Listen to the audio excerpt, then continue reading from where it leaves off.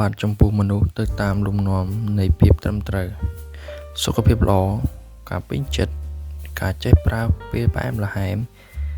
ការមានអាយុវែងក្រោមពន្លឺថ្ងៃពណ៌ខៀវនិងពណ៌មាសដែលពោរពេញទៅដោយភាពស្រស់បំព្រងអ្វីទាំងនេះជាបណ្ដុំនៃសេចក្តីសុខរបស់មនុស្សល្អមនុស្សដែលមានសេចក្តីសុខគឺមនុស្សល្អសុចរិតព្រោះការប្រព្រឹត្តល្អជាសេចក្តីសុខបុគ្គលដែលរកឃើញក្តីសុខគឺបុគ្គលដែលចេះសម្របសម្រួលជាបុគ្គលដែលមានការទទួលខុសត្រូវការអប់រំគ្រប់គ្រាន់ដើម្បីកិច្ចរួមសហការក្នុងសង្គមដើមឈើនិងមែកឈើមិនបានប្រាប់អ្វីដល់ខ្ញុំទេឯមនុស្សវិញគឺជាគ្រូរបស់ខ្ញុំមនុស្សចែកចេញជា3ប្រភេទគឺប្រភេទអ្នកស្រឡាញ់ការរៀនសូត្រ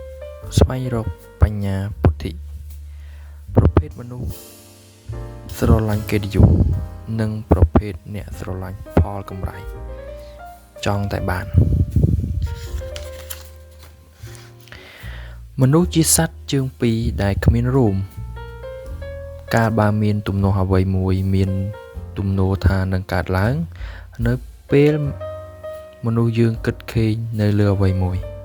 ទន្ទឹមគ្នានេះវាតែងមានប្រការត្រូវកើតឡើងពីរយ៉ាងប្រការមួយគឺសុខចិត្តបណ្ដោយតាមអ្វីដែលច្បាប់កំណត់មកហើយ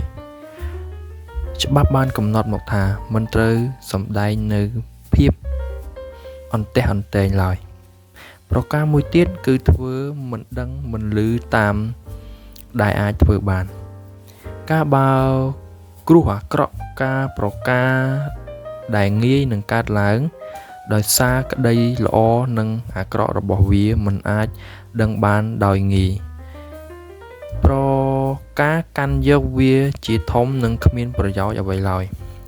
អ្វីដែលជាប់ទាក់ទងនឹងមនុស្សគ្មានអ្វីមានតម្លៃស្មើនឹងការប្រកាន់ជំហរយ៉ាងជាក់លាក់នោះទេចំពោះរឿងនេះការទទួលយកទុក្ខសោកមកអោបទុកគឺជាការពន្យឺតពេលមិនឲ្យយើងសម្រេចបំណងប្រាថ្នាឲ្យបានលឿនការគិតគូរពិចារណាពីអតីតកាលយើងត្រូវទទួលស្គាល់ថាបើក្របឡុកឡាក់វាចេញលេខមកហើយយើងត្រូវតែស៊ីសងទៅតាមនោះហេតុផលនាំទៅផ្លូវណាផ្លូវនោះរាប់ថាជាផ្លូវល្អបំផុតហើយគេមិនត្រូវធ្វើដោយកូនក្មេងដើរតេតៈនោះទេយកដៃក្តោបកន្លែងឈឺហើយបានត្រឹមតែស្រែកធ្ងោតែត្រូវវឹកហាត់ស្មារតីប្រឹងប្រែងព្យាបាលធ្វើអ្វីដែលខាតបង់ទៅឬការជឿចាប់ឲ្យត្រឡប់មករកសភាពដើមធ្វើឲ្យទុក្ខសោករលាយបាត់ទៅដោយការថែរក្សាព្យាបាលមនុស្សម្នាក់មានលក្ខណៈខុសៗគ្នា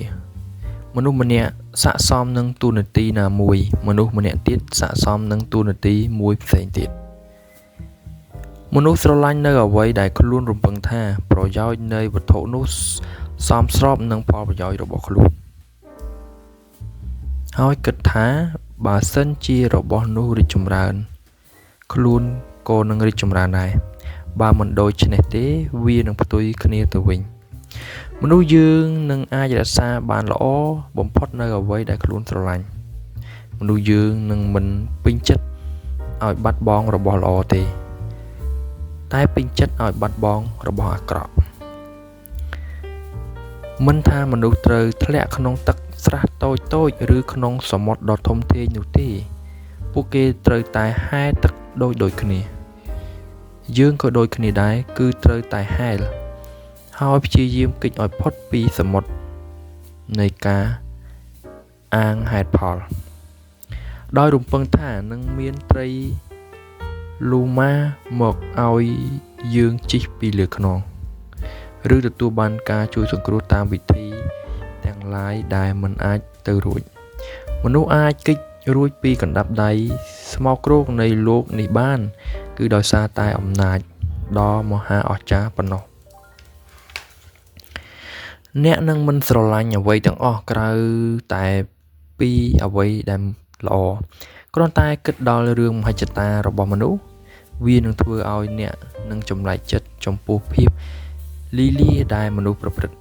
ដើម្បីជៀសវាងប្រការនេះបានលុះត្រាតែមនុស្សទាំងឡាយទទួលនៅការបំផុសឲ្យចេះស្រឡាញ់ភាពអមតៈនៃកិត្តិយសកេរ្តិ៍ឈ្មោះព្រមបដូរជីវិតដើម្បីកេរ្តិ៍ឈ្មោះលើសពីដើម្បីកូនរបស់ខ្លួនទៅទៀតហើយព្រមចំណាយទ្រព្យសម្បត្តិព្រមធ្វើកិច្ចការលំបាកគ្រប់បែបយ៉ាងដើម្បីបន្សល់ទុកកេរ្តិ៍ឈ្មោះជាអមតៈដល់អនុវជនជំនាន់ក្រោយ